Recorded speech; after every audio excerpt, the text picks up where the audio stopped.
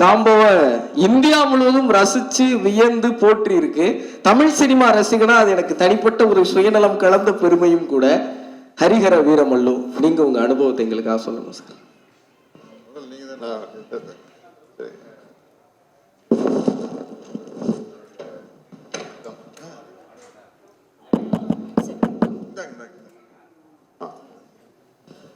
எல்லோருக்கும் என்னுடைய வணக்கம். கீரவாணி சாருடைய வரவுக்கு என்னுடைய பெருமையும் நன்றியும். இந்த நாளுக்காக ஏஎம் ரத்னம் மட்டுமே இல்லை, இந்த படம் சம்பந்தப்பட்ட எல்லாருமே காத்துக்கிட்டு இருந்தோம். அதுதான் உண்மை. ஏன்னா இந்த படம் ஆரம்பிச்சு 5 வருஷம் ஆச்சு. நான் முதல் நாள் இந்த படத்தோட செட்டுக்கு போகிறேன். அப்போ நம்ம போடும்போது அதுதான் குறைந்தபட்சம் தென்னிந்தியாவிலேயே மிகப்பெரிய செட்டு. ஆனால் அந்த செட்டு மழை பெஞ்சுது, தொடர்ந்து கரோனா வந்துச்சு, படம் அப்படியே நின்றுச்சு. அந்த படத்தை பற்றி மறந்துட்டேன்னு கூட நான் உண்மையாக சொல்லணும். ஆனால் பொறுமையாக ரத்னம் சார் அது அப்படியே கையில் வச்சுக்கிட்டு, உயிரை கையில் வச்சுக்கிட்டு கொண்டு வந்து இந்த நேரத்தை வரைக்கும் முடிச்சிருக்காருன்னா சார், அந்த பொறுமைக்காக உங்களுக்கு என்னுடைய வணக்கங்கள்.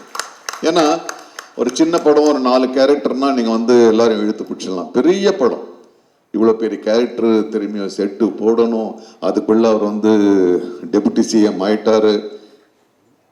அந்த பொறுமை, அந்த தெளிவு, அந்த முதிர்ச்சி உங்ககிட்ட மட்டும்தான் இருக்கு. அதுக்காக இந்த படம் நிச்சயமா மிகப்பெரிய வெற்றி அடையணும். அப்புறம் ரத்னம் சாருக்கு அடுத்தது நான் பாராட்ட வேண்டியது என்னுடைய கடமை ஜோதி. ஏன்னா வேற ஒரு டைரக்டரை வச்சு ஆரம்பிச்சாங்க. 5 வருடங்களுக்கு பிறகு அவர் வேறு ஒரு நிலைக்கு போயிட்டாரு.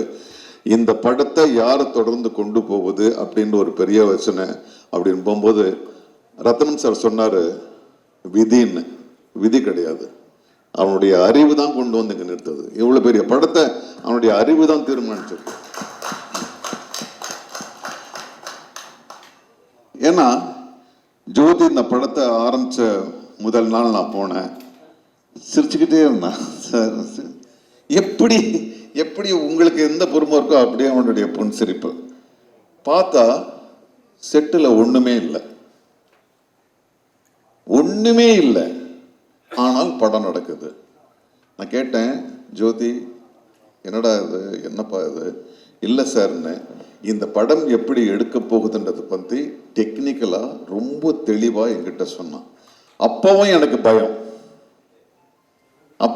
பயம், சரி எல்லாம் கரெக்டாக சொல்கிறான், அது எடுக்கணுமே அப்படின்னு. ஆனால் நான் டப்பிங்க்கு போகும்போது ரொம்ப ஆச்சரியமாச்சு. ஒரு குழந்தை மாதிரி எனக்கு வந்து அந்த ஒரு ஆச்சரியம் தான் வந்துச்சு. எவ்வளோ மலைகளை கொண்டு வந்திருக்க, குதிரைகளை பல பிரதேசங்களை கொண்டு வந்திருக்க, உன்னுடைய அந்த அறிவுக்கு என்னுடைய நன்றி. அப்புறம் மனோஜ் பரமஹம்சாவை பற்றி சொல்லணும். அவன் கேமராமேனா இல்லை வந்து மெஜிஷியனான்னு எனக்கு தெரியல. ஏன்னா நம்மெல்லாம் நடிக்க வரும்போது ஒரே ஒரு கேமரா தான் இருக்கும். நான் ஃபர்ஸ்ட் டே அங்கே நம்ம அந்த விஜயவாடாவில் போகிறோம், இங்கே ஒரு கேமரா போகுது, அங்கே ஒரு ட்ரோன் ஒன்று போகுது, அப்புறம் இந்த ஸ்டார் வார்ஸ் படத்தில் வர்ற அந்த ரோபோ மாதிரி எங்கே ஒன்று ஓடுது. அவ்வளோ ஒரு டெக்னிக்கல் இதோடு அந்த படம் நினச்சி. எப்படியும் ஒரு 6-7 கேமரா இருந்துச்சு. எந்த கேமராக்கு நடிக்கிறதுன்னு எங்களுக்கு தான் குழப்பம், உங்களுக்கு இல்லை. ஸோ ஆக இதை வந்து இதுக்கு பின்னால் பெரும் கதைகள் இருக்கு, பல தடைகள் தாண்டி வந்திருக்கு. அதெல்லாம் தாண்டி இது பொறுமையாக இதை முடிச்சிருக்கோம். ஆனால் அதே உத்வேகத்தோட. சில படங்கள் வந்து ரொம்ப கேப் விட்டுச்சுன்னா அப்படி சலிச்சுக்கிட்டே போக வேண்டியதாக இருக்கும். ஆனால் கிடையாது. ரத்னம் சார் கூப்பிடும் போதெல்லாம் நான் பிஸின்றதுக்காக இல்லை, அவர் கூப்பிடும் போதெல்லாம் நான் வேற இடத்துல இருந்து வந்தேன். நான் கோவாலேருந்து வந்தேன். நான் 8 மணி நேரம் காரில் வந்து 8 மணி நேரம் திரும்பி 8 மணி நேரம் வந்தேன். ஏன்னா பவன் கல்யாண் அவர்கள் அவர் வந்து பொது வாழ்க்கைக்கு போயிட்டாரு. அவர் ஒரு நாளைக்கு ஒரு நாள் அவர் கொடுக்குறாருன்னா நாங்கள் எல்லாம் சுனில் எல்லாம் வந்து ஸ்பெயின்ல இருந்து வந்து 2 ஷாட் நடிச்சிட்டு திரும்ப ஸ்பெயினுக்கு போனார். ஸோ அப்படியெல்லாம் கோஆப்ரேட் பண்ணி இந்த படத்தை நாங்கள் கொடுத்துருக்கோம். ஸோ இந்த பவன் கல்யாண் சார் வந்து அவர் ஒரு நாளைக்கு கொடுக்குறாருன்னா பாவம் அவர் 2 மணி நேரம் தான் வர முடியும். கரெக்டாக அவர் சொன்ன நேரத்துக்கு வந்து போயிடுவார். அதுக்குள்ள ஜோதி வந்து 4 சீனை முடிக்கணும். பிரச்சனையே இல்லை, ஒன்றும் இல்லை சார், நீங்கள் தனியாக எடுத்துக்கலாம், அவரை தனியாக எடுத்துக்கலாம். அவ்வளவு தெளிவான ஒரு கையாளுமை. ஸோ ஆக இந்த நிதி ஷி ஆல்சோ கோஆப்ரேட்டட், ரொம்ப நல்லா கோஆப்ரேட் பண்ணாங்க. ஆக இந்த நல்மனதோடு ஒரு வெறுப்புணர்ச்சி இல்லாமல், ஒரு சலிப்பு இல்லாமல் ரத்னம் சாருக்காக எல்லாரும் ஒன்று கூடி இந்த ஒரு மாபெரும் யாகத்தை நடத்தி முடிச்சிருக்கோம். நிச்சயமா உங்களுக்கு எல்லாருக்கும் இது பிடிக்கும், நிச்சயமா எல்லாரையும் போய் சென்றடையும். ரத்னம் சார், நீங்க பார்ட் 2 அதை விட ஒரு பெரிய படம் நீங்க பண்ணணும். எங்களுடைய நடிகர்கள் சார்பா, தொழில்நுட்ப கலைஞர்கள் சார்பா உங்களுக்கு என்னுடைய வாழ்த்துக்கள். நன்றி சார். சார் எனக்கு ஒரே ஒரு கேள்விதான் சார்.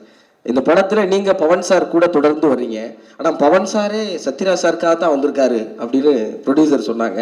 உங்க 2 பேருக்கும் இதுல ஸ்கிரீன் ஸ்பேஸ் ஒன்னா இருக்காதுங்கிற ஒரு வருத்தம் எனக்கு இருக்கு. பார்ட் 2ல நாங்க அதை எப்படி எதிர்பார்க்கலாம்? பார்ட் 2ல எங்க 2 பேருக்கும் 3 சாங் இருக்கு, 4 ஃபைட் இருக்கு. ஒரு மொத்தமா ஒரு படமா தான் நாங்க பார்க்கிறோம். இருக்கலாம் சார். சத்யராஜ் சார், திரையுலக நண்பர்களுக்கும் பத்திரிகை நண்பர்களுக்கும் முதல்ல என்னுடைய பணிவான வணக்கத்தை தெரிவிச்சுக்கிறேன். சினிமாவில் நடிகராக இருந்து முதன்முறையா முதலமைச்சரானவர் புரட்சி தலைவர் எம்ஜிஆர் அவர்கள். ஆந்திராவில் சினிமாவிலேருந்து நடிகராக இருந்து முதலமைச்சரானவர் மரியாதைக்குரிய மாண்புமிகு என்டிஆர் காரு அவர்கள். இன்னைக்கு அவருடைய பிறந்த நாள். இன்று என்டி ராமராவ் அவர்களின் பிறந்த நாள். அந்த பிறந்த நாள் அன்று ஆந்திராவின் deputy CM power star Pawan கல்யாணுடைய ஒரு நிகழ்ச்சி, ஒரு விழா நடக்கிறது வந்து எனக்கு ரொம்ப மகிழ்ச்சியா இருக்குது, ரொம்ப பெருமையா இருக்குது. இவனுக்கு எப்படி தெரியும் என்டிஆர் சாரோட பர்த்டே இன்னைக்கு அப்படின்னு கேட்குறீங்களா? எனக்கு யார் சொன்னாங்க தெரியுமா?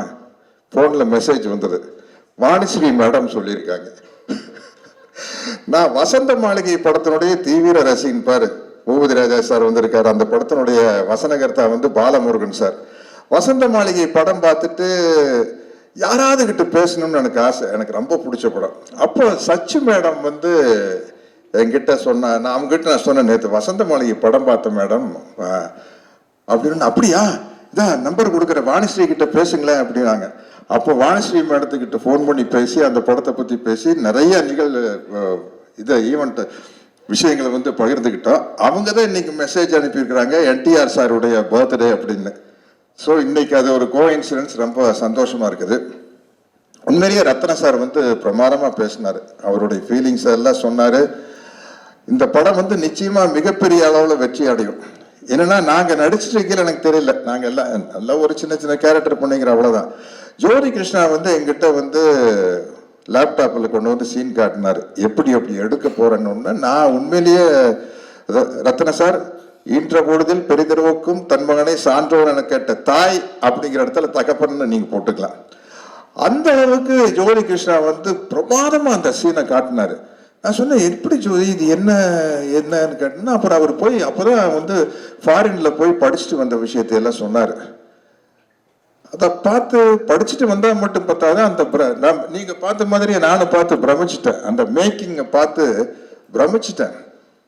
அதனால வந்து இந்த படத்துல வந்து நானும் இருக்கிறேன் அப்படிங்கிறது எனக்கு ஒரு சந்தோஷமான விஷயம். ஆனா அதை விட சந்தோஷமான விஷயம்னா, சாரி டு சே நிதி, நான் தான் இந்த படத்தோட ஹீரோயின். நான் தான் ஹீரோயின். ஒரு படம் என்ன, நீங்க டைட்டானிக் வேணாலும் எடுங்க, என்ன கதை, கப்பல் முழுகுது, ஹீரோயினை காப்பாத்துறதுக்காக ஹீரோ போராடுறாரு, அதுல 2 பேரும் மூழ்கிடுறாங்க. ஸோ ஒரு ஹீரோ யாரை காப்பாத்துறதுக்காக ஹீரோ கஷ்டப்படுறாரோ அவங்க தானே ஹீரோயின். அப்படி பார்த்தா இந்த படத்தில் நான் தான் ஹீரோயின். என்னை காப்பாத்துறதுக்காகத்தானே பவன். ஜோடி கரெக்டா? அவுட்லைன் சொல்லிட்டேன்னு தப்பா நடிக்காதீங்க. இந்த படத்துல பவர் ஸ்டார் பவன் கல்யாணுக்கு நான் தான் ஹீரோயின். அவர் என்னை காப்பாத்துறதுக்காக தான் வராரு. இந்த படத்தினுடைய எவ்வளவு கஷ்டமே என்னை காப்பாத்திருக்காரு நடக்கிறதா. அதனால இந்த இப்படி ஒரு பிரம்மாண்டமான படத்துல நான் ஹீரோயினா நடிச்சதை பத்தி ரொம்ப பெருமைப்படுறேன். அடுத்த பார்ட் 2 அடிக்கல. கிரவாணி சார் சினிமாவில் என்னென்னமோ போயிட்டு வந்துட்டோம். இருந்தாலும் உங்க சாங்கை நான் இப்போ பாடிட்டேன். பாகுபலி 2ல வந்து நானே இதே மாதிரி டேப் அடிச்சுட்டு ஒரு 4 பிட்டு பாடிட்டேன். பார்ட் 2 பண்ணையில கொஞ்சம் அதை மனசுல வச்சுட்டு